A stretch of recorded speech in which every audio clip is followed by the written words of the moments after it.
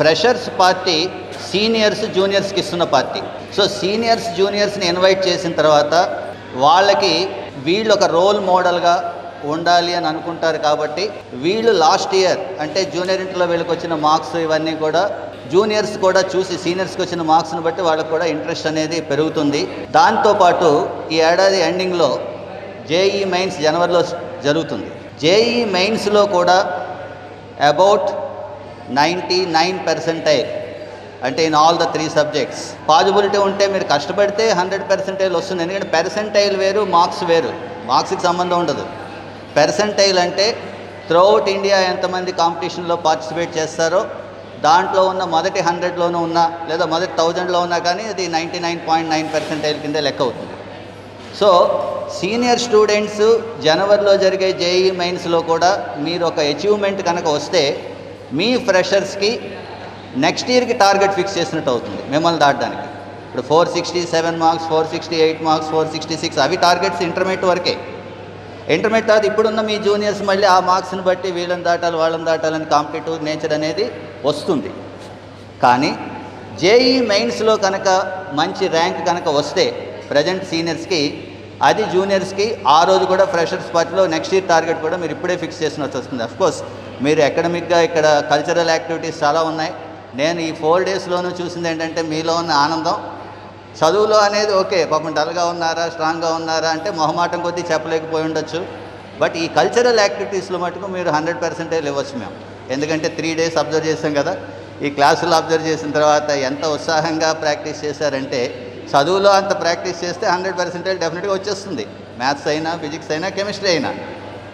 So ఇదే improvement academic side ఉంటే అది మీ పర్సనల్ లైఫ్కి, మీ ఫ్యూచర్కి, అంటే రేపొద్దున ఇప్పుడు ఫ్రెషర్స్ అంటే మీ జూనియర్స్కి ఇచ్చుకుంటున్నారు, వాళ్ళకి రోల్ మోడల్గా ఉంటారు.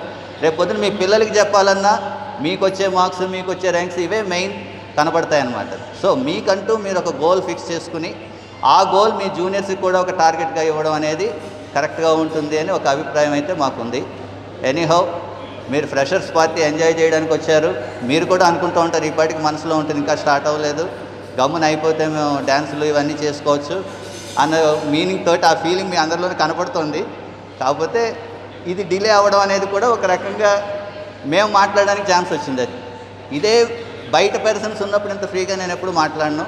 జనరల్గా ఇంట్రెస్టే రాదు. ఇప్పుడంటే మీరు అందరూ స్టూడెంట్సే కాబట్టి, కొలీగ్స్ కాబట్టి ఫ్రీగా మాట్లాడగలుగుతాం, చెప్పగలుగుతాం అభిప్రాయాన్ని ఖచ్చితంగా. సో ఈ అవకాశం ఇచ్చినందుకు నాకు మళ్ళీ ఒకసారి చందనా మేడంకి ధన్యవాదాలు తెలుపుకుంటూ thank you and enjoy your freshers day happily and do your cultural activities most successfully and also target about your future competitive exams. NEET అయితే ఖచ్చితంగా 600 మార్క్స్ వస్తేనే కరెక్ట్గా ఉంటుంది.